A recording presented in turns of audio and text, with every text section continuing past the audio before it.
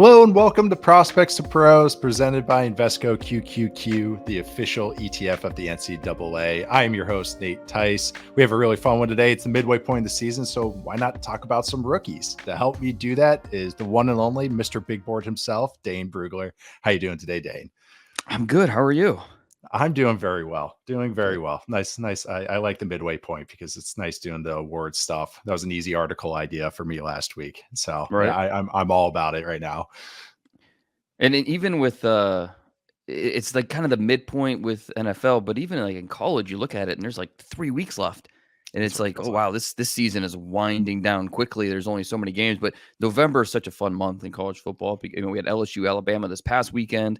That USC Washington game was bonkers. But Yeah. it seems like every week now, the next through Thanksgiving, we're gonna have some really big games. We'll touch on those a little bit later. That's fun. That's what's always love the conference play. And we try to hint at that when we're watching, talk about some of these guys early, some of the prospects. But we focus more on pros for most of the show until the end of the show. But it's talking about prospects. It's like wait until they get to conference play. And then we got some more games to check out and some better matchups to check out. And yeah, when you're in the thick of it, you kind of forget. Like last Saturday, it was like I felt like every time slot had a great game and other games ended up being entertaining. So that's a great shout out that November's a good college football season. Oh yeah, for sure. Yeah, so today we're going to be going over the rookies who's standing out, or we just want to give a shout out to about the midway point of the season. We did this about a quarter of the way, about a month ago. So just want to continue that trend. We're going to be starting on offense. We'll go with quarterbacks first, the golden boy position. Dane, who's going to start off for you? I think there might be one guy, but anybody else you want to give a shout out to at the quarterback position? I mean, this is the easiest pick of this exercise, right? I Yeah. mean, there's one guy at the top, obviously, someone coming off a career performance on Sunday, setting the rookie record for passing yards, game-winning drive, and more so than just the numbers was how he did it. Watching him just go to work, it was so much fun, and it takes you back to watching him last year at Ohio State, and he did it throughout the season, but really against Georgia and in the college football playoffs, how he performed in that game was like, okay, yeah, I'm perfectly fine putting all my chips in the middle on this guy, and we've talked about it before. Again, the goal shouldn't be try to find the next Patrick Mahomes. That's not the goal. No. The goal should be find a top 8 to 12 quarterback Yep. in the draft. And watching that CJ Stroud against Georgia, you thought, all right, yeah, this guy can be that type of player. So far hasn't let us down. I mean, he has been as advertised and then some. And the tape has been great, but and then just look at the raw numbers, 14 touchdown passes. That's more than Dak Prescott. That's more than Joe Burrow, more than Trevor Lawrence. It's more than Kenny Pickett and Matthew Stafford put together combined. So he's putting up the numbers, and not just the touchdowns, but the takeaways aren't there either, or the Right. giveaways, I should say. Right. One interception on 279 pass attempts. The only quarterback close to that efficiency is Lamar Jackson. He's got 3 interceptions on far fewer attempts, 253. So what CJ Stroud is doing right now, you see the poise, you see the rhythm, see the accuracy, just how in tune he is with his entire body and his decision making. It is very, very impressive. And, again, I think we can point back to that Ohio State tape and, showing how he could do this at the college level. And you wondered, okay, some of the aspects of the NFL. But I think this is also a reminder of so much of quarterback play as rookies. And, we can project all these guys as much as we want, but where they land, the coaching, the development they receive, that matters so much. Yes. And we need to give a lot of credit to that Texans coaching staff, especially OC Slowick. I mean, what they're doing with Stroud, yes, it's mostly the quarterback, but the coaching staff and the way they're developing him, and it helps to have a cornerstone left tackle. It helps that the receivers are stepping up. So Mhm. it's all about CJ Stroud, but again, the situation that he went into, that plays a major part as well. Absolutely. And I'm glad you gave him a shout out. But that was looking at this Texans team, any quarterback that I felt if that they would take, that they were likely to take, I felt it was still a solid situation to drop them in I thought the offensive line, they traded for Shaq Mason. I know he's had injuries, the whole offensive line has. But also just like this receiving room, I was like, okay, Robert Woods, okay, Nico Collins, okay, all right, Noah Brown, okay, all right. Oh, John Mechie, all right, okay, these guys are all fine. I like these guys. They have potential to be a nice role player and stuff. Dalton Schultz, okay, it's just solid. But he is making them better, and that's what you want. And it's like it's nice that he's solid. So I felt good about how ever that this situation would be dropped in, and then you contrast it with maybe the Panthers, and you're like, oof. But you watch him and his timing. I went off on this on Sunday. It's clinic tape. It's what you teach. It's how just the drop back stuff, how quickly he gets rid of the ball. His eyes is like, I mean, even just how he moves in the pocket, like his sack rate's pretty low for a rookie. That's always promising. And then, I mean, he's just putting up numbers. So it's nice that people are kind of noticing this, but it's like, this has been consistent throughout the whole rookie year. So it's really cool to see a guy drop in and kind of like you referred to the Georgia tape, but like even the Northwestern game last year, when he was truly like, he only finished with like 78 yards that game, but several drops. It was a really windy day. That was the game that really put him over the top for me because he was line driving throws through this like really windy day. He was being used as a runner, and he's creating more than he ever had to do in college. And it's been other than that Georgia game that you referred to, but it's just been really good stuff. I'm all aboard. Like, just he is so accurate. He makes all the right decisions time and time again. That does have something to do with the coaching and running a good scheme, but also the quarterback has to do it.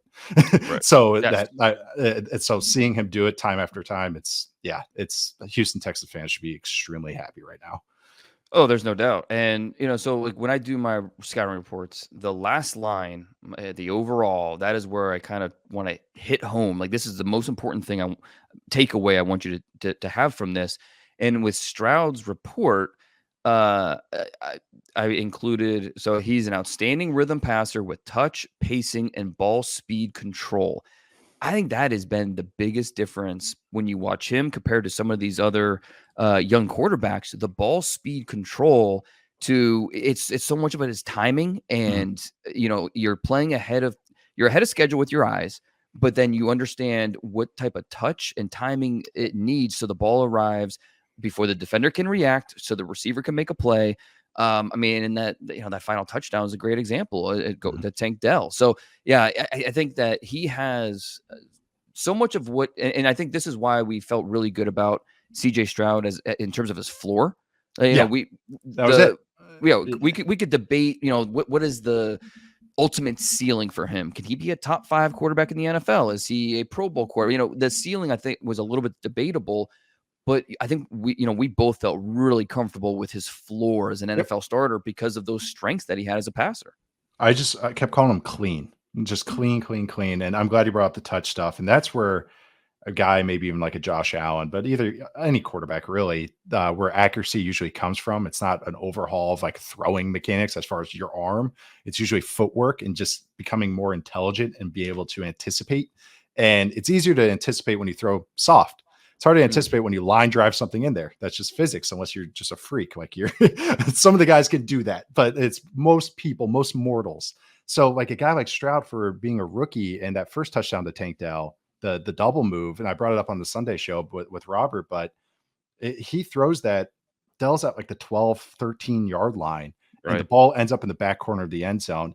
And it's not like a balloon ball that he just throws. It's like a nice, like looping liner that you see to the right center field in a baseball game. It's just a perfect throw. So fraction of a second off, a fraction of a second too early or too late. I mean, it changes everything. And so that timing and the ball speed control, the tempo that he plays with, you're right. I mean, it ties the feet, tie with the eyes, tie with the arm. He has such a great feel for his body and what he needs to do to get the ball out and where it needs to be. It's really impressive to watch, especially for a guy that's had 8 career starts under his belt. It's really something to behold.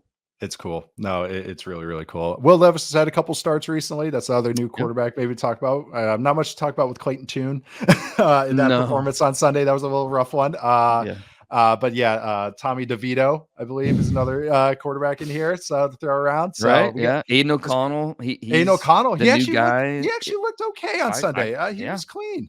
He was I clean. I think know. the Giants defense maybe helped him out a little bit with A that, little but bit. It's yeah, nice when you know you got man coverage every time. It's nice. right. There you go. No, I think I mean, with the Stroud conversation, it is interesting to contrast that with what Bryce Young is dealing with in Carolina. Yeah. Now, obviously, it's Bryce Young shoulders plenty of the blame here, but the situation is just it's a really and it's hard to have these conversations, especially stemming off of what Stroud did on Sunday. Right. Um, because I think everyone focuses on just the raw stats and wins and losses, and with Bryce, the situation that he's in is just it's a stark difference. It really Agreed. is, and that's not an excuse. That is just reality. And so it'll be interesting the rest of the way what Carolina does to try to rectify some of that, and then what they do in the offseason, because you have to get him more help. I mean, it's outside of Adam Thielen, you're just not getting any consistent receiver play. I was a big Ike Ekwonu fan coming out. He has not developed the way I thought a lot of people So thought he would. weird. His It second half is. last year, he did, and then he just took a Yeah. huge step back. It's so strange. So the offensive line hasn't been what we thought it would be. Yeah. So there's so many parts of this Carolina offense, Yeah. and they just have so much to do this offseason to fix it and get their quarterback back on track. I think Bryce Young has made enough quality impact throws that I feel really good about him moving forward. It's Yeah. just the situation, it's rough, and That I'm not yeah. sure what the answer is. That the situation is just so bad that it's shocking to me because I thought the Mhm. Panthers O line was going to be one of the better offensive lines in the league. I think I kind of had them around like the 10th best when I kind of looked at them in the preseason, and they've been one of the most disappointing units in the entire league, like at Right. any team, any position group. And so that's tough for any rookie quarterback. I still think that is the first thing you want to build when you have a young quarterback is the O line because you can't operate if you have no time or no pocket to work with. And then you can't even judge your receivers or the concepts you're running if they can't even get off the ground. Mhm. Of course, my family background will have some influence on that line of thinking, but still, it's part of my football dogma. But it's just tough to watch because I do think, just like in college, he's so smart, and I know he knows where to go with the ball, and I just think he's trying to make it work, and it's tough. He's not Right. getting a lot of easy buttons from his teammates, or the scheme is fine, but it's just he needs help. He needs a lot of help. And I Uh, think these oh things are, they go in cycles. Remember, uh, what a couple years ago, was that 2020 draft class? That was when Joe Burrow mhm. went number one, but after that first rookie year, everyone went, "Oh, Justin Herbert should have been a number one overall pick." He set the new Right, right, touchdown rookie record, and then fast forward another year, and it's Joe Burrow obviously was the obviously, number one pick. And then I mean, a month ago, I had people arguing in my mentions how Tua was really the guy that should have been the first quarterback. yeah, So I mean, these things will come and go in cycles, but yeah, bottom line, if you're a Texans fan, you feel great about yeah, where you are with your quarterback situation. And all right, it's only uphill from here, because we got our guy. Looks like our coaching staff, hopefully mhm. it stays intact. And then now it's just about how we build on this. How do we get better? And so, yeah, it's a good time to be a Houston Texans fan. Yeah, I see. My replies are always funny, just seeing what different photoshops of Caleb Williams and Drake May, and maybe Marvin Harrison Jr. Right. that I always see. The team changes every week. Vikings fans were in there, and now they're celebrating everything right now with Josh Dobbs. So Right. Yeah. it's pretty funny which teams drop in there. So yeah, so The most what volatile has been the Bears fans. I mean, it's just oh you my got a goodness, faction of field believers, yeah. others are, ready to move on. And then between those, it's Caleb, it's Drake May, it's Yeah. Well, and then it's fire everybody, and then in some yeah, it's like, no, right. give them another Or chance. they're so scarred by the Yeah, quarterback position that get rid of Fields, and with the 2 picks, you draft a receiver and a tackle. Don't draft a quarterback. Just go get Dobbs, go get, whatever. But we don't have any trust in a quarterback here. So yeah, it is that's a roller coaster for sure.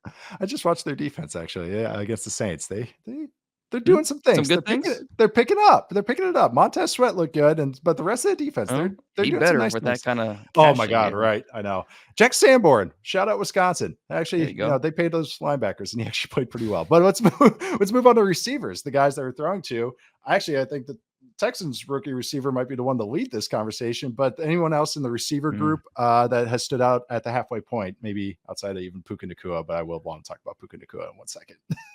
Well, we got to start with Puka because I think he right now he ranks top 5 among all players, not just rookies, in targets, catches, receiving yards. So even though maybe he's cooled off a little bit, he's still in terms of production well over what most receivers are. Only 2 touchdown catches, but he is right now tied with Tyreek Hill for second in the NFL catches 20 plus yards with 16.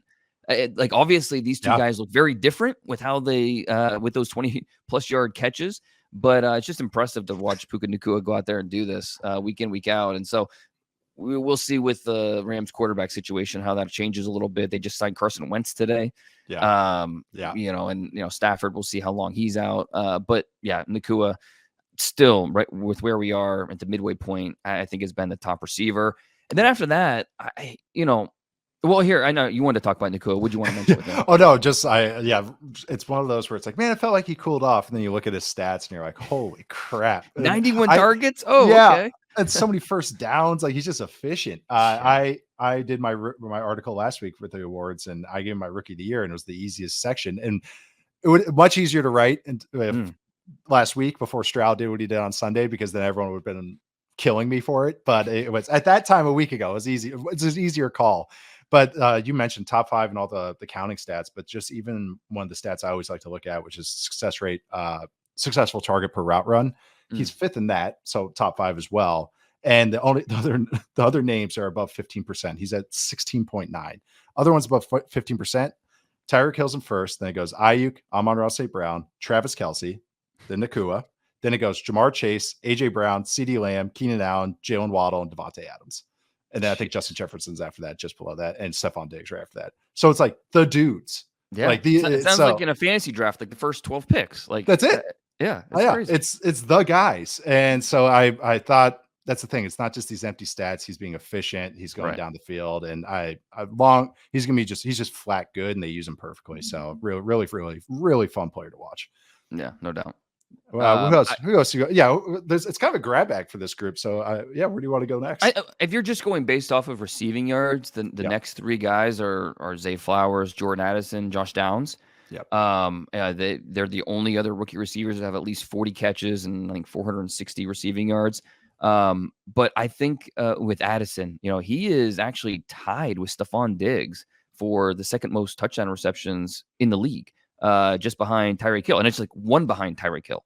And then I think it's interesting. There are 4 NFL receivers with at least 40 catches and 0 drops. 2 of them are rookies, Addison and Downs. So these guys are putting up catches, but they're also not putting the ball on the ground, which is great to see. So I think Josh Downs, I understand why he fell. He's not a big guy. I was still surprised he fell as far as he did into the 70s. I mean, if you didn't take him in the first round, I get it totally. I grade him as more as an early 2, but to see him fall to the early to mid 3, that was a little bit of a surprise. And so interesting because Jordan Addison, he was 174 pounds. He's not a big guy either. So, it's kind of pick and choose. Zay Flowers, not a big guy. We kind of pick and choose how we, weigh these different measurements and how early we take them. And it's just interesting, but good to see him balling out with Gardner Minshew in Indy. Addison was a true, and I think we talked about this before the draft. For me, at least, true, just trust the tape kind of guy. Because all the other stuff was such red alerts for me. And I don't like undersized receivers, and especially ones that don't run well. But I was like, but man, he moves well and he runs good routes and he catches everything. So I don't know. That was one I never wavered on. As far as keeping him as like a kind of where he ended up getting drafted was kind of where I graded him. So it kind of worked out. But this year, Ladd McConkey going to be that guy because he's 185 pounds. That he is not a big guy. He had a digger post this weekend. He's just a That good was just football player. I yeah. mean, Oh, he's just his play speed and the competitiveness. I mean, it's good luck covering him. So, I mean, no. I think, I'm so glad you kept him in your big board. That was awesome. yeah, I mean, He's McConkey's going to a be good one of those player. guys. Yeah, wish you were a little bit bigger. Don't really like these smaller guys, but I get it. I totally Yeah. understand. So, yeah, he's going to be in that conversation for Especially sure. when you have an ace like Addison's with Jefferson, those guys, I mean, True. and they have True. Hawkinson. They're like, that's gonna be just so dangerous. I'm glad you mentioned Zay Flowers. I mean, the Ravens offense is death by a million slant runners. It's so funny. Yeah. I mean, him and Bateman and OBJ, it's pretty fun. Even Aguilar's having kind of a decent Hmm. season. But I actually wanted to ask you about is Demario Davis. Oh, Douglas. Hmm. I'm sorry, Demario Douglas, the Patriots 6 rounder. He's kind of picked it up a little bit the last couple of weeks. Nothing crazy, just like 50-yard games, 30-yard games, like something like that. But he was a 6 rounder. I just wanted to ask you about him because Yeah. he's doing some nice things with the ball in his hands. Well, and another small guy. I mean, he's Yes. 5'8". I think he's 179 pounds Yep. at the combine. So not a big guy. And he was a slot guy, in Yeah. college, or a lot of underneath routes, not a lot of downfield targets. But you see the burst that he plays with. You Oh see man.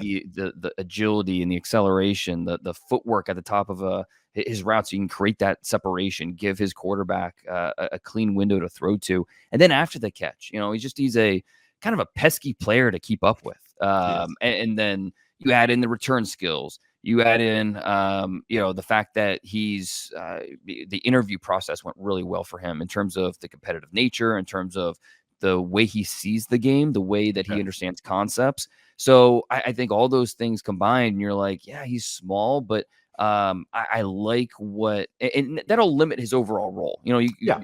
What he will be, but the explosive nature of his game, the competitive nature of his game, Mhm. you bet on those. And yeah, I think he's done a nice job as a rookie for New England. Yes.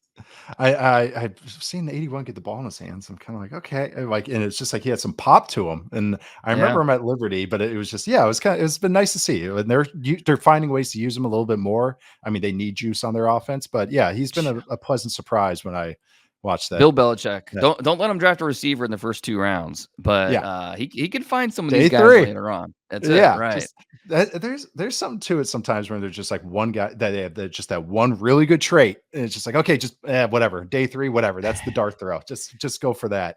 What's Glad fascinating? you. I'm with the Patriots, and I'm sorry, we're gonna go off on a tangent here, but No, that's good. like, okay, receivers they've drafted in the first 2 rounds. All right, Tyquan Thornton, which has not worked out. No, that Which was that felt, overdrafted yeah, to begin with. Yeah. 3rd round at the earliest for him. They Yes. took him Yep. top Yep. 50. N'Keal Harry, drafted him in the Yes. final pick in the 1st round that year. Obviously, that did not work out. No. And not also another one that wasn't a huge surprise, especially when they drafted him ahead of AJ Brown and those guys, Yeah. DK Metcalf. DK. Yeah. Before that, who else did they draft early? Aaron Dobson was a 2nd round pick in 2013. Wow. That's a name I'm not even thinking of. Wow. Yeah. But I mean, Let me see. so you look through these guys in the first 2 rounds, and it's a bunch of misses, and then you look in the 5th, 6th, 7th round, you see Julian Edelman, you see Matthew Slater, you see guys that have been able to, not all of them been hits, obviously, but Yeah. they've at least been able to find a role and be a little bit productive, and we'll see with this group because they drafted 2 with Butte and Demario Mhm. Douglas, so you're right. That offense needs some juice, needs some type of explosive element, and they'll take what they can get. And Douglas has been able to provide a little bit of that so far. Yeah, the another undersized receiver too is Stroud's throwing partners. Tank Dell Tank, is yeah, yeah, he's when he's healthy, he's very effective, and he's perfect for Stroud. And this is, I think Josh Allen's the one guy that I never understand. They give him all these like kind of smaller receivers, or they always try to before they're like, hey, let's just give him Kincaid, give him like a yeah, bigger right. target. But like with Stroud, Tank Dell makes a lot of sense because all he does is throw BBs. So it's Yeah. like, oh yeah, it doesn't matter. But he's a great route runner. They're using him perfectly. Any thoughts on Tank Dell? Because I have some stats with it. He's been very, very effective when he's been out there. Oh no, give him to me. I want to hear him. Because Dave Okay. Tell's a good player. It's just another guy that's small. I mean, Small. he is 100 under 170 pounds. He's a Yep. smaller target, but again, good luck covering him if Right. he's able to get free. So yeah, I think he's The been a nice bright spot for that offense. Yeah, yeah, they have some nice synergy going on right now. But Hmm. he's 17th overall in yards per route run, 2.27 yards, which Not is bad. third among all rookies, and 17th in explosive receptions per route, which I think is very important. Hmm. I think sometimes these smaller guys that we look at our heads, we're like, oh yeah, he's gonna be explosive just naturally. And then Yeah. they actually aren't. They get tackled right away, or they're not good route runners, and they can't catch the ball. So it's nice to see a small guy really taking it to defenses. And then the last one I want to bring up was Rashee Rice, because Yes, I'm glad you he's did. If you didn't, I was yeah. going to. So I'm Okay, glad. Yeah. good. Okay, slowly coming along, but yeah. Any thoughts on Rice? Because I see the Chiefs and Mahomes starting to trust him a little bit more. It's been pretty cool to watch. I mean, you could make the argument he's the most consistent receiver the Chiefs have right now. I think he is. Obviously, pass Watson. catcher, it's Kelsey, but just pure receiver. I think, yeah, with what he's and they use him in different ways. They'll put him in a Hmm. slot. They'll line him up outside. They give him a bubble. They'll push him outside. They'll have him run downfield routes as well. So I think it's interesting the way they use him. And I liked him a lot out of SMU. Like going back to last summer, he was my number one senior receiver in the draft. I was all in on Rashee Rice.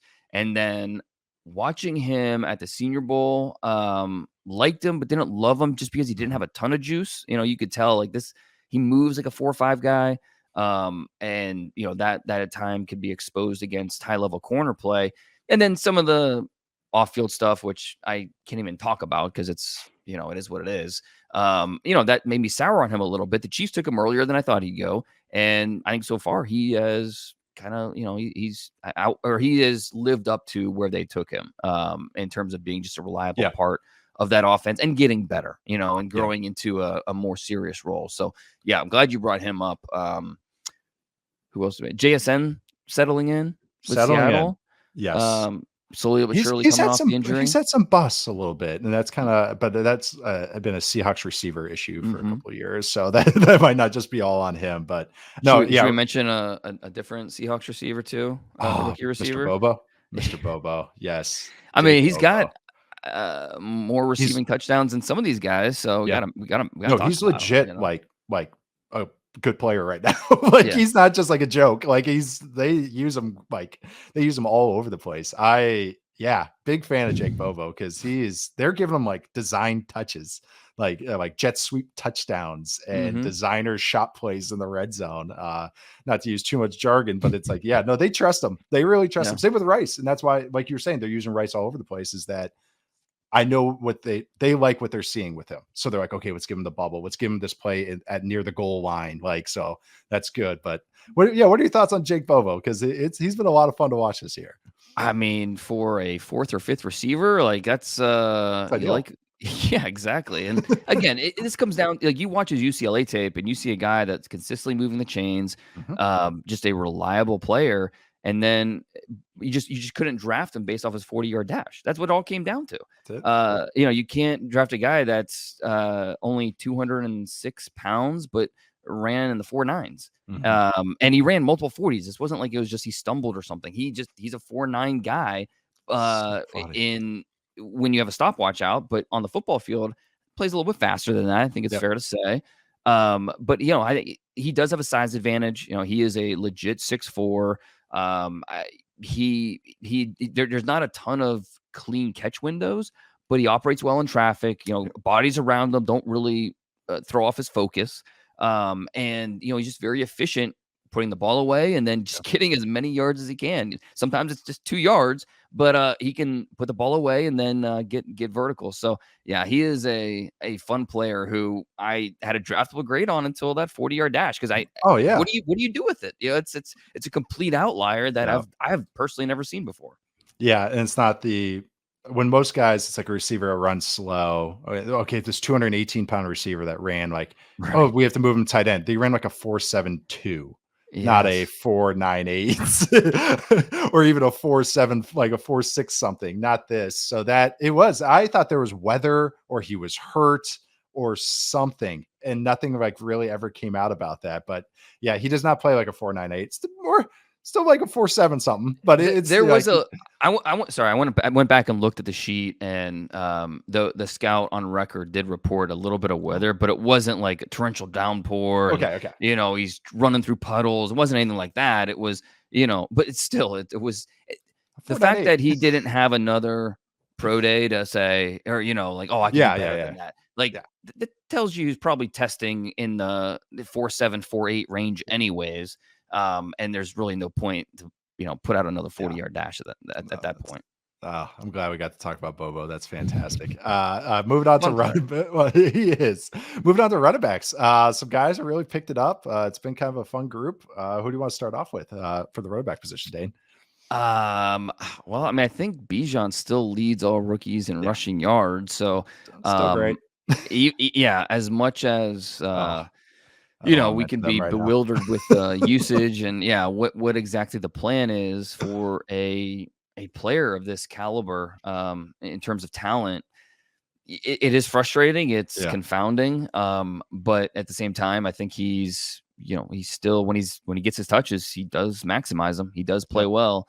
So, he's averaging over 5 yards a carry. Still only just that one touchdown carry, which is a little bit of surprise. What do you make of? I mean, I know this Atlanta conversation is. Oh man, we almost don't even have the right. We don't have time to do the whole thing right now. But in terms of Bijan and because I think you even I heard you guys talk about in your previous show how you expected a big game from Bijan this past weekend. I did. And going forward with Tyler Heineke at quarterback, with what you think their plan might be, no mustache with Arthur Smith. What do we think with Bijan Robinson over the second half of the NFL season? I actually thought their bye week was this week. I had it flipped in my head. It's next week, but they play the Cardinals this week with Kyler coming back. So you thought Joshua Dobbs was tough. Now you got Kyler. But I think some of it's been some galaxy braining, and I think some of it too has been from Arthur Smith and maybe some of the staff and how they rotate guys, which I do think in some ways I get that they're trying to kind of, what's the one thing that happens with rookie running backs or highly drafted running backs? They're short lifespan or a short span in the career span, I should say, in the league. And I would say, I don't want to say that short lifespan. Hold on, 3, 2, 1. The one thing with highly drafted running backs is their short career span. So I think some of it is to save some of those touches for the second half of the season. But there's times where it's like, hey, the game's tight. Let's roll with them. Like let's let them go to work. Running backs I do feel get better with more touches. They get a feel for it. They get a feel for how things are breaking down. The offensive line gets a better feel, better push on the stuff. Like Tyler Algier is a nice, effective runner, and it's like nothing he's doing wrong. No one was higher on Algier than you and I. I mean, we were both like, this. Take him in the third round. Feel good about what he's going to give you over his rookie contract. I mean, we were really optimistic for what he could be. He's exactly what I thought he would be. He's exactly 100%. Yep, he is the two in a two-man rotation. Like, I love him. But I also think there are some things where his head was starting to swim a little bit. They're asking him to do more in protections, and I think that kind of slowed him down a little bit. There's times where his head's not getting back around. So I think they were trying to be good and being like, hey, it's not overwhelm him. It's not like, oh my God, this guy's great. Let's not overwhelm him. But they're like this last game. Oh, so frustrating. They give him the ball. He has an explosive run and then he fumbles. And I think some of it was like, hey man, we got to go with the guy that's not fumbling right now. It's not that type of game. But I hope after the bye, they start rolling with him and get him like say, hey, this is the midway point or past the midway point. We get going. But it's been a frustrating watch. The turnover has been very frustrating as a whole team. I still think they should go back to Ritter. Just give him a chance. Heineke's Heineke. We know what he is, but I think the Bijan stuff is there's got to be a better. Even if you are trying to make him better and trying to save him a little bit, there's times where you kind of just have to lean into your best players and just let them go to work. And I think that they could lean into that a little bit more in the second half of the year. It's oh man, but he's so good. He is so smooth and so explosive. It's I know. I want to see him just get like one of those drives where he gets 7 touches in a row. Just let him go to work, just like at Texas. Well, I think there's something to be said for running backs. You need that. I mean, I don't necessarily think Bijan's a guy that needs to, find that rhythm, but it sure helps when you're not coming off the field and you have a chance to really settle in. And I mean, Bijan's talented enough where on any given play he can break one. Yep. speaking of that, Devon A-Chain, he's still been out, but even though he's played half the games that some of these other running backs have played, he's still high up there in terms of the Everything. highest rushing yards for rookies. Yeah. He leads all rookies in rushing touchdowns with 5. He should be coming off the IR here pretty soon. Yeah, good to have him back in that offense. And you can tell they need him. I mean, Raheem Mostert's a good player, and he's done a nice job. But having another explosive element to that offense, that's something they sure miss. Neither of them should be taking really more than 10 to 12 touches, but that's fine when you have both of them. It's great. When you only have one of them, kind of get a little dicey with extended games.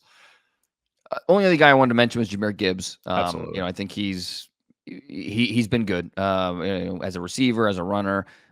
Maybe not what fantasy owners want him to be, but I think he's been a quality running back at this point so far.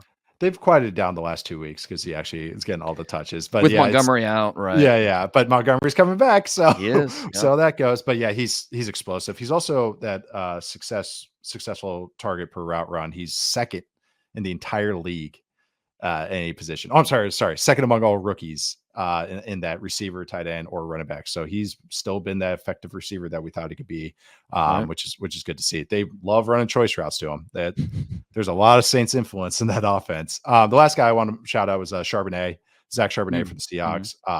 Also just a guy after my own heart because he's good in pass protection. So he's been nice. They're giving him some more touches. I think they've shown he's been reliable, but another UCLA rookie for the Seahawks, just coming along for him and doing some nice things. Yeah, and when he's targeted, he'll catch the football. I mean, I don't think he has a rushing touchdown yet, but he's averaging over 5 yards a carry. I mean, he's just a quality player. Maybe not exceptional in any one area, but good across the board. No matter the situation, like certain running backs, when they're on the field, they're not gonna leave him home to pass protect, or they're gonna use him in this way, or they're gonna motion him, whatever. With Charbonnet's on the field, anything's on the table. You can go to whatever play call you want, whatever formation you want, and Charbonnet can adapt and be that type of player. So, I think he is doesn't have the home run ability of a Kenneth Walker, but he's just someone that's going to help your offense. And I think we're seeing that more and more as we get deeper into the Seattle season. Yeah, they're trusting them. They'll probably give them some more touches. Moving on to tight ends. The loaded tight end class, which has some guys kind of really coming along now. Do you want to start with Dalton Kincaid, the first tight end drafted, who the Bills are starting to finally start, like they're figuring it out. Why did it take an injury to Dawson Knox for this to happen? Know. I mean, we thought this from like day one. Like, as soon as they drafted him in the first round, you, me, and Robert, we were just like, oh, okay, this is your new slot receiver. This is, the way, and we got so excited for what it could be. And then it took time. And then once Dawson Knox went out, it's like, okay, we have no choice. He's going to see more action. And he's responded really well and played at a high level. So when Dawson Knox does come back, what does this look like? How do they, because he needs to still play the same number of snaps. How do you, it'll be interesting to see how, I would think they recognize that, but how do they make all these pieces work in an offense that, it feels confused right now. I don't know. It's you've got Josh Allen, who's one of the most insanely talented quarterbacks on the planet, who doesn't always play within himself, but still you're gonna ride or die every snap with Josh Allen. How are you gonna help him with a talent like this? So what has your takeaways been specifically the last 2 weeks with Kincaid? Yeah. No, I love the whole lineup that they're using, especially with James Cook or Latavius Murray. Latavius actually has been a very nice add for them because just the dirty work guy. And Cook's come along, but then Leonard Fournette too. Leonard Fournette, now Lenny. But yes, Lenny and Latavius actually have. It's funny how they kind of actually end up being kind of similar role players, I guess, in a way. But that lineup with Khalil Shakir, Gabe Davis, Dalton Kincaid, and Stephon Diggs, of course. Now that's, I think, by having to do it, they had so many choices before in all these personnel groupings that they're leaning to give themselves what we've been calling guardrails, or give themselves kind of like, okay, this isn't working, we can pivot to this, which I do think is going to be good. It has been good, actually. I do think. I think just because of that Thursday night game, they realized, we can't do any of that Quentin Morris, our blocking tight ends, out too. And then now Knox is out. And now we have to use these guys. And I think that actually is when the light bulb went on, because they couldn't get to anything else. That it finally was just like, rather than using those types of plays, that personnel grouping 12 times, they had to use it 40 plus times. And I think that's all it was. It was just because they had to. But I think sometimes you're a little scared where you're like, okay, Kincaid can't do this. He can't do this. But I think that led to, what can he do? And he is a hell of a slot out runner. Catch the football and run. Like, he is good at that. And you can see Allen getting trust with these guys. And when you have the same 5 out there, or at least the same 4 outside the running back, and you know what every guy is. Okay, you are the X, you are the F, you are the Z, you are the tight end every single time. When we start mixing things up, I know who's running what. I don't have this like, okay, you're outside on this play. Yes, quarterbacks should know that, but it's, bullets start flying and it could be a little dicey. So I think it's just some of that injury necessity, and just also, they leaned into it. And I think they're realizing like, this is good, because it's a lot of heat coming at defenses, and Allen's really picking his spots with it. Yeah, well, and it draws the attention of defenses. So, okay, all of a sudden, Stephon Diggs is getting more one-on-one opportunities. Yes. Or, I think that this offense has so much potential. Lean into Dalton Kincaid and what he can offer as a receiver, because that's what you like. That's why you drafted him. It wasn't for his blocking. Absolutely. It was for he's going to give you targets. He's not going to put the ball on the ground, and then he's going to quickly become a runner and give you yards after the catch. Yep. I mean, this is what he does. And even though he did have that slow start to the year, he already has 40 catches this year, which I surprised me. I know he's been good these last few weeks, but surprised he was already up to 40 already, because it seemed like such a slog out of the gate. But I think, we have to talk about 2 guys, Sam Laporta and Kincaid. They're both over 40 catches now. Clearly 1 and 2, just looking at the stats of these rookie tight ends. Laporta, cooled off a little bit. And it's funny looking at the target disparity between these 2 guys. Kincaid is at 44 targets. Laporta is at 59, but there's only 3 receptions separating these 2 guys. Okay. So, when Kincaid's targeted, he catches the ball and does something with it. And hopefully we see more and more of that going forward. I think we will. It's sometimes, like I just talked about, personnel, and sometimes just the scheme is where the ball is going to go. And that's when Cole Beasley dropped off and they went away from that, they've been trying to fill that slot. That guy can work inside and out with Stephon Diggs, that they can work their 2-man game. And that's what Kincaid is. So like when it just watching them against the Bengals, they just kind of peppered the same route over and over. And that's exactly how Utah used Kincaid. Just those quick little out routes, those 6-yard out routes from the slot, usually going into the boundary. He is just a master of those, because he has such loose hips and everything. But Laporta too, just as a receiver, runner after catch. These 2 guys they've been, even for me, because I think Titans will hit the ground slow. I think everyone should assume that. It's been nice to see them both of these guys in the first half of the year be effective players and not seem like they're overwhelmed and not really affecting the game yet. And tight end's one of those positions where it is tough and it takes hard. Time. So Laporta, he's got 25 pass blocking snaps. If you had to guess, how many pass blocking snaps do you think Dalton Kincaid has had so far this year? Pass blocking, 0. 1. Well, 1. So you're close. Yeah. They gave him 1. If their coaches tested them as blockers, and they kind of went,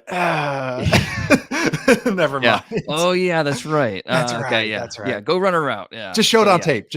We put it on tape. There's a drop back, right? Yeah. If there's a drop back, Dalton Kincaid's going to be out there trying to get open. So absolutely. It seems like the Raiders, remember, they drafted Michael Mayer. And he has same thing with Musgrave and Green Bay. And Musgrave got a touchdown. Musgrave for the Packers. Yep, and he kept his feet, which was good. Usually he's a stumbler with the ball in his hands. I think his shoes are too big. I really do think. But Michael Mayer, it's nice because he has been an effective blocker already, which we thought he would be. But it's nice to see a rookie tight end already doing that. And then this most recent game, he had a couple with the ball in his hands and like getting upfield. And it's one of those things that we talked about before the draft was he's underrated as an athlete. He's underrated as a receiver. Like he can move a little bit.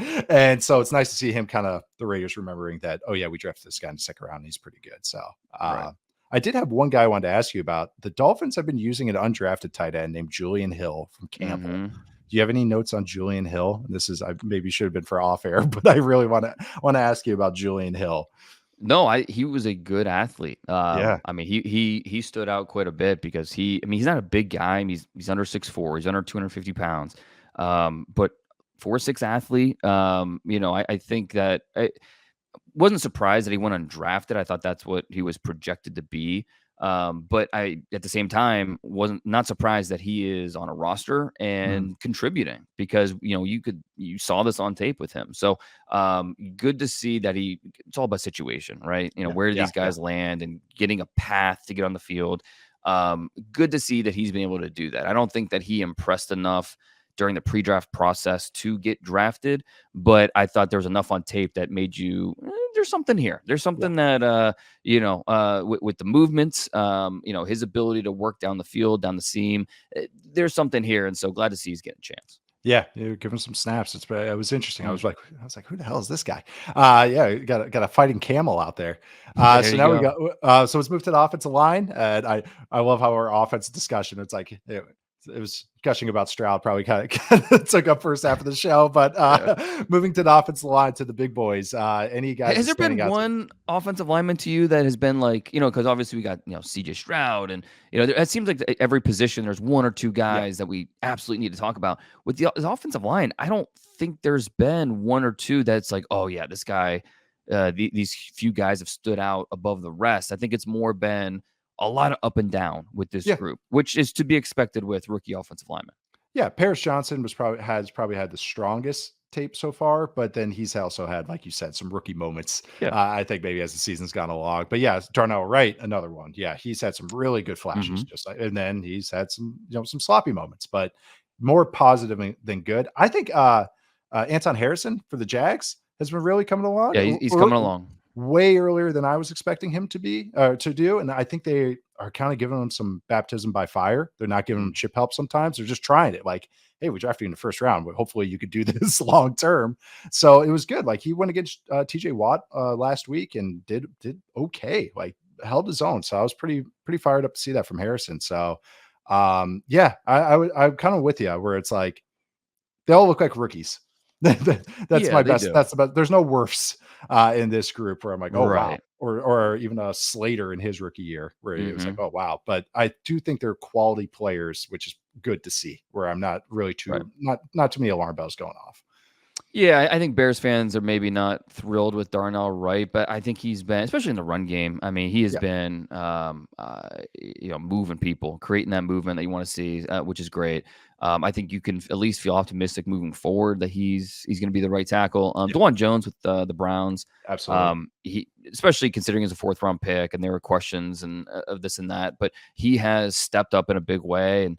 Hell, the Browns just lost their left tackle now, so they're playing with backups at both tackle spots, and it'll be interesting to see, what they're able to At do. least they play with a quarterback with great pocket presence, so that's good. That's going to really help them out. Hey, Bill Callahan's going to make that money. He will. I He'll mean, earn it. prove why he is one of the best offensive line coaches Yes, in the league. ever. Yeah, Yeah, no, sure. yeah. I mean, maybe Osiris Torrance we can Yep, mention. yep. I Steve think Jared. Avila for the Rams has been Yeah, Jarrett nice. Yep. Patterson, I thought, has done a nice job Okay. for Houston. I think he's been better than expected. Yeah. Skronsky's been good since coming back from his injury. Yep. Not great, but good. Been Yep. solid. But yeah, I think most of these guys have been really up and down, but that should be expected at this point. Yeah. Tyler Steen had his first start, and I He wanted to did. check that He out did. for the Eagles. Yeah, good in the run game. I want to see how the pass reps went, but I liked him in the preseason, so I want to. Mm. Yeah, I was curious to see how that first start went. It's a pretty tough one to start off with going against the Cowboys defensive line. Had a huge fumble recovery. That was He big. did. Right Oh, no. place, right time. Yep. So good start. He originally went to Vanderbilt. He was around the ball, but ended That's up at it. Bama, right? Yeah. So flipping over to defense, we'll stay on the line, some line play. Any defensive lineman, we'll go edge actually. Any edge players in particular standing out? I feel like there's the top one has been pretty damn good. Well, I think it's the same two or three we talked about when we I did thought this exercise at the yes, quarter mark, that was right? my It's note. Will Anderson, Yep. Byron Young with the Yep. Rams, Yep. and then Thule Yep. with the Chargers. I think those three guys consistently have been.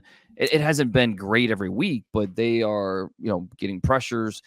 they are making an impact. Yes. Maybe Anderson was expected, Yep. but Byron Young and Thule being day 2 picks, I think they have exceeded expectations up to this point, which has been great to see. But outside of those two guys, I mean, Tyree Wilson, I think slowly but surely we see more out of him each week. But to this point, he has been a disappointment. I think it's fair to say.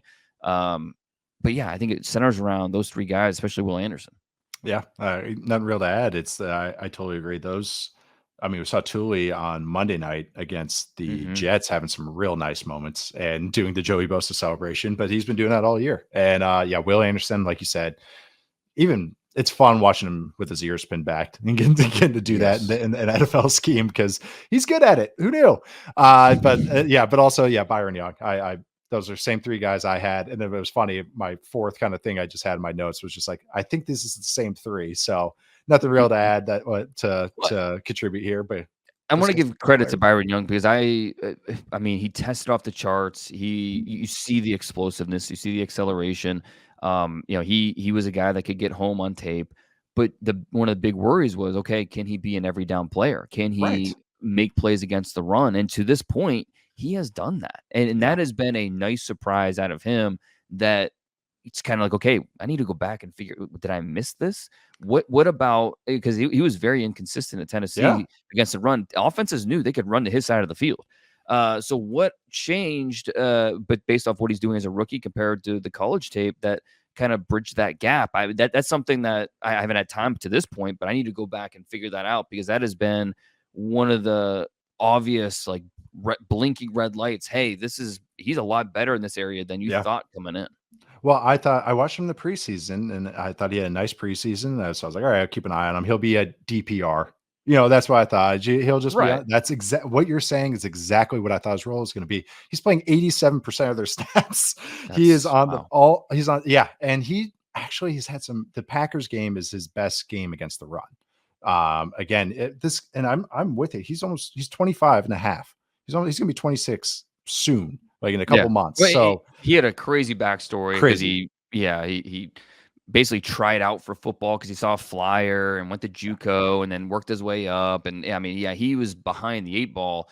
And it's just amazing he's got to this point. But yeah, he's making the most of it. That's for sure. He is. Yeah, no, really fun watch. If you guys haven't watched the Rams, he's been a huge bright spot for them, and he's only getting better. Another guy, even though he's older, it's just every week he gets better, even from the preseason. It's really cool. So that's the thing. That's why, like you're saying, you're like, oh, I got to study back, and it's like some guys it just clicks. Some guys it's just like they just need reps. Just watch the Alabama tape. Watch the Georgia tape. He was not good against the run. Against in the preseason, he wasn't good against the run. It's I mean, it's something that has clicked for him, and I think it's just he's embracing his athleticism instead of just I'm going to take on this tackle, and it's not. He's just using his length really well. I would say that's the best thing he does. He knows how to stack guys, which is really helping him. And he can get free. And, it's really relying on that athleticism. And so that's his calling card is that first step quickness and the acceleration. And, tap into that when you can. And he's doing it. That's been great to see. Kicking inside a defensive tackle, Jalen Carter. And any other defensive tackles outside the top one that have stood out to you so far in the first half of the season? Brazil's doing some good stuff with the Saints, which has been awesome. Our guy Keanu Benton with the Steelers has been a really quality player for them. Look at Kalijah Kancey starting to. It's more flash than consistency with him, but some of those flashes are really big impact plays, and so. He's got closer ability, like the third down, fourth quarter. Like it's like, oh yeah, there's our first round pick. Yeah, yes, okay, that's exactly. Yeah, and that's obviously you want maybe a little more consistency out of your first round pick, a top 20 pick. But it's good to see him pop up and make these impact plays here and there. Yep, Kancey is another good one to add. I like that. I was also going to shout out Carl Brooks for the Packers. 6-rounder. He's doing some nice things. Double hand swipe machine. He's got a really good move. Might use it a little too much, but it's nice. But some defensive tackles are really picking it up. So those were some good shouts. Linebacker, kind of a pace, of course, with the Vikings. But anyone else that maybe has stood up to you at the linebacker position? I mean, it's kind of like what we thought about these linebackers before the draft. It's kind of like, like hard to get super excited about these guys. Yeah. But my guy Henry Toto, he's got 53 tackles. He's Yeah. the only rookie linebacker with at least 35 tackles at the midseason point, which says a lot about this rookie class of linebackers. But it's tough because he misses so many tackles too. I mean, just watching that defense, and he is a lot of times right place, right time, but Yep. he's just a little bit longer. Wish he was just a little bit stronger to make the finish that play. I think with Toto, because they're relying on him quite a bit. Yeah. I don't have his snap numbers in front of me. Let me try and Oh, pull he's that out up. there all the time. Yeah, because he is. They are expecting a lot out of him, and he's responded well. I mean, like I said, the missed tackles are frustrating, but even in coverage, I think he's doing better than I expected. Not great, but better than I expected. So, he leads all linebackers with 400 defensive snaps. I mean, that's more than 100 than the next most by a linebacker with Pace, who's got 280. So, yeah, I mean, he is out there. They are relying on him quite a bit. Yeah, I think worst case with him is that he is at least a 2-down backer. You know what I mean? Like, and which is totally fine. I think DeMeco Ryans likes him. And I think he wants him on the field, even if he does have some of the blemishes like you're bringing up. He tries to like make it work inside in the middle, but it's like because he wants him out there. He wants that mind out on the field. But the other guy I was going to bring up, but it was not. He didn't end up like kind of sticking it out. Was Dorian Williams for the Bills from Tulane. And that was more just off one game I watched of him. I was like, okay, he stepped in for when Matt Milano went down. They were figuring it all out, figuring it all out. The Bills defenses, just I feel so bad for them because it's just so many guys just not only just like, oh, I got hurt. It's like, nope, out for the year. But so feel pretty tough for them. Any other linebackers really? I couldn't really. Pace, Williams, and Toto were really the ones I had. Campbell's out there a Jack little Campbell, yeah, I think we're going to see more and more out of him. I think so too. The second half, but yeah, it's a lean group. It is. Let's kick it back in the spine. The safety position. I mean, there's been some badass nickels in this class, but any other defensive backs starting the safeties or the nickels or slot position, I should say, that stood out to you, Dane? I mean, Brian Branch, Yeah, he's still the guy. I don't think there's any other safeties that's really come close to that. Yeah. And then the one safety, his name's escaping me. Who is the safety from Rutgers? For the Bucs? Oh, Izzian. Yes. Yeah. Yes. He has played well. He's a small guy. I mean, he is not even 5'9", I don't think. He's under 200 pounds, but he has showed up and played well, which has been really great to see. He's padding the box score. He shows up. He's just one of those guys that makes plays. I'm loving like this is kind of people finding this role, like especially the slot position and just like these versatile players kind of really getting to shine. Brian Branch is a great one. I'll just include corners here because Devin Witherspoon for the Seahawks has just been a dynamo. I compared him to the pistol from Halo 1 in my article. Like just this is what he does. Just 3 headshots and he wipes out your team. But any other DBs, any corners that maybe stood out for you too, Dane, outside of Witherspoon or including Witherspoon, if you want to any thoughts on him? Yeah, I mean Witherspoon, I think his debut, which was at week 2, I think that was a little up and down, but since then, he has not allowed a touchdown. He has not allowed a reception over 25 yards. I think he's been one of the best not even rookies, one of the best cornerbacks in terms of run support. I mean, he is so good coming downhill. And then that was kind of his MO, right? That competitiveness that was also a worry. It's like, okay, this guy's 180 pounds. Can he really play like this and hold up? But he's second among all rookies in pass breakups with 6. So, and then that competitive nature, one of the best run defending corners, not just rookies, but corners in the entire league. So, Witherspoon's been a lot of fun. Joey Porter, his role has grown, I mean, he's really locked down. I think he's like he sees targets, but he doesn't give up a lot of receptions. I mean, his reception rate is really low. Obviously, Christian Gonzalez hasn't been playing, so it's not I think he still deserves to be talked about as one of Mhm. the best corner or rookie corners. But yeah, he's on the shelf for the rest of the year. And then I do want to shout out Emmanuel Forbes, because he talk about some high highs and low lows. Oh, yeah. But he was back in the high highs this past weekend against the Patriots to get finished with 3 pass breakups. So he had a big hand in getting that win for the Commanders. So Forbes, a little bit of a roller coaster, but coming off a game where he was at his best, and the reason why they drafted him where they did.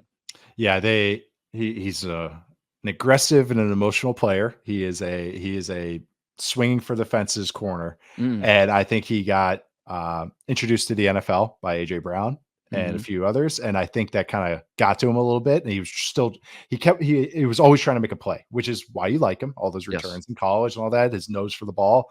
But in the NFL, that got on tape, and he wasn't rectifying it, and so they benched him, I believe, against the Falcons, and I think that actually is what helped. It kind of made him take a breath.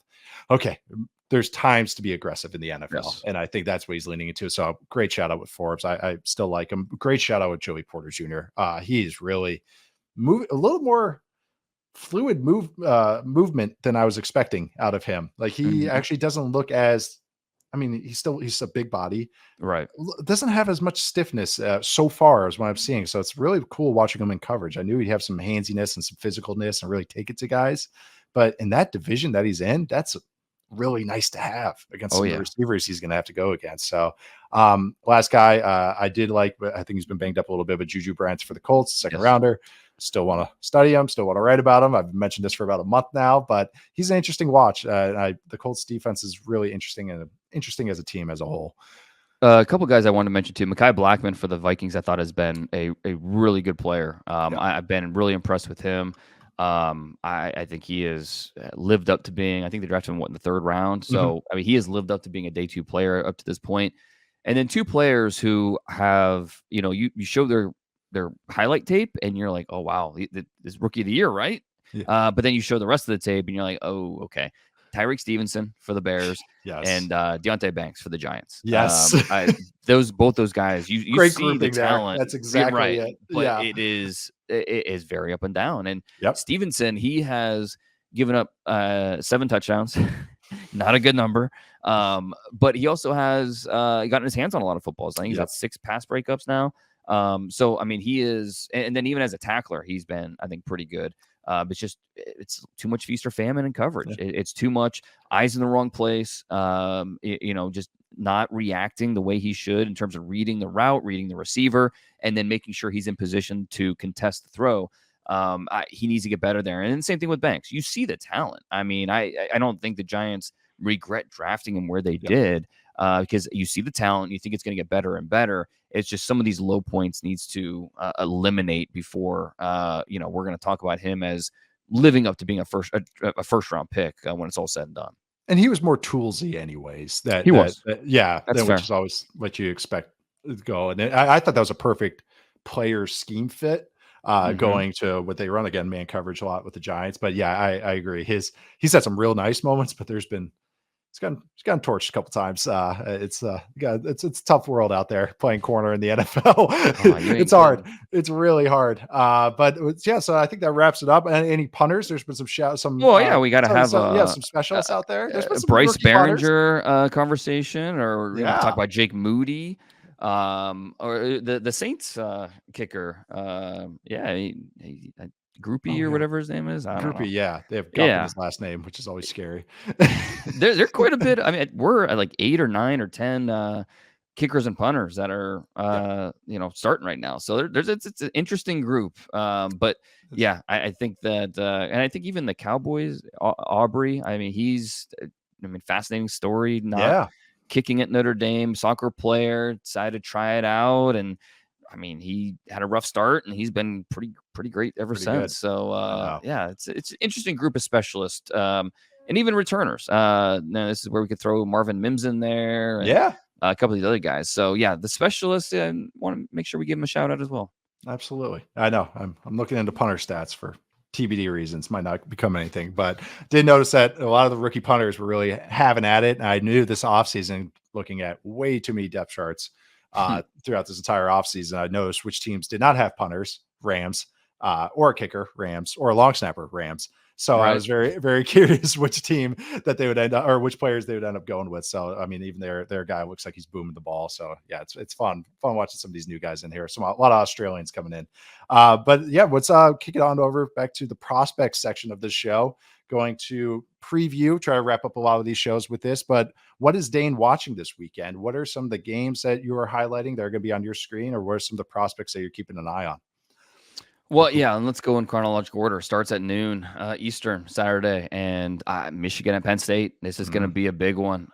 There's so much noise with this Michigan program right now. Obviously, we're not going to get into that right now. But Penn State's coming off a good win. I think they've regrouped since the Ohio State loss. It's a tough place to go and play and win a football game. So this is going to be a big test for Michigan to see what they're made of, how their resiliency with all the noise about them, and how do they regroup and answer this type of challenge. So JJ McCarthy, a lot riding on him. The running backs with Blake Corum and Donovan Edwards have not been the guys we expected coming into the year, but they're still really talented players. So what do they look like? This Penn State's defense is, even though Ohio State did find some success against them, it's still a really good unit. And I don't know if we're going to see Chop Robinson out there. He's been banged up since that Ohio State game. It sounds like they're going to get him back at some point this year. Okay. Not sure if it's going to be for this Michigan game, but obviously he's a big one to watch. Kalen King as well, going up against Roman Wilson, Michigan receiver, who one of the better senior wideouts this year. So that's definitely one to watch at noon.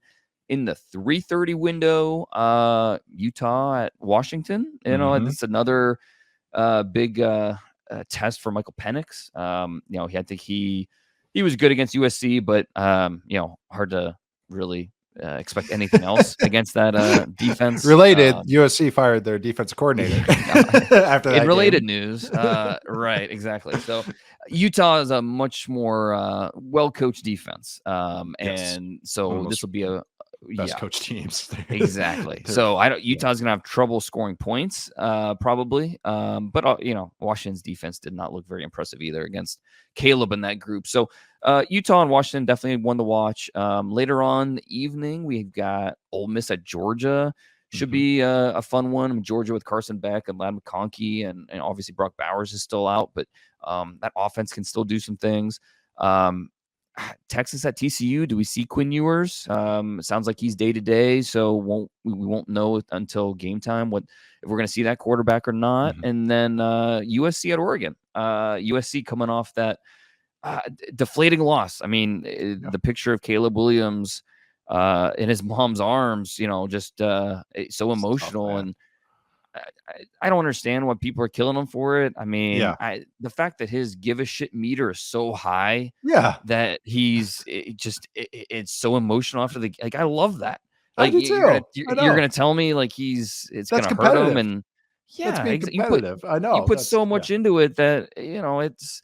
I don't know. I'd be even more worried if he was just kind of shrugged it off and is like, that's all right, just a loss. Like right. A couple days later, that's fine. I'm gonna be a pro in 3 months anyways. Who cares? Like that would be right. So alarm bells going off. But now, okay, USC? It feels like their season's over, right? I don't even think they're ranked anymore. They're obviously out of the playoff picture, out of the Pac-12 picture. But you know what? They've got an Oregon team coming up here that they could play spoiler. And so, what does this team look like? What does Caleb look like? Would they be able to regroup this week and do something? So it's kind of a big gut check moment for Caleb, and just to see what that offense looks like with him running the show. So yeah, looking forward to that one. That's in the 10:30 window for us on the East Coast over here. Yeah, that's 7:30 our time, but that's first nice. game that's great. Well, unless you're a Big Ten fan, like it's early, or Big Ten grad, but 9 a.m. football, which actually you're honest, up, right? I mean, I'm way up. Yeah, sure. I'm way up. My daylight savings been great. It's been so fun with a 1-year-old. It's been something. It was great on Sunday when my kids were all up at 6 a.m. and screaming. It's like, why you? Oh, that's right. That's right. I know. Well, that was ours is getting up at 5 a.m. instead of 6 a.m. And then my wife's like, why is he getting up at 5? I'm like, the hour. Yeah. Oh no. It's like, all right, we got to train them off of this. They But don't warn parents for that. No, they don't. no, no, No. yeah, didn't think about this one. Did Yeah. not. I'm pretty good with like time zone stuff and everything. No, did not think about this one at all. Didn't think it would be. I was like, they'll just adjust like we do. Yeah. But yeah, Right, no, right, right. not Oh, at they get all. to sleep in? Great. Yeah, Yeah. No. no, Yeah. no, not at No. all. But That's what yeah, the, like, with my kids, if well, you didn't get enough sleep last night. Here, we'll go to bed early. Yeah, or maybe I'll keep them up late at night. That way they'll sleep in more the next morning. nope, No, that's not how it nope. works. Nope. That's why you have to be Yeah. consistent. Yeah, exactly. I know. You do. That's I'm trying to be consistent with it, but I am consistently watching these games. How about that? There we go. That's how we're gonna spin that. That's how we're gonna send us off. But it's always, this was a lot of fun. Love talking prospects and pros with you, Dane. We'll be here every single Wednesday. Make sure to check it out. We'll see you guys next time.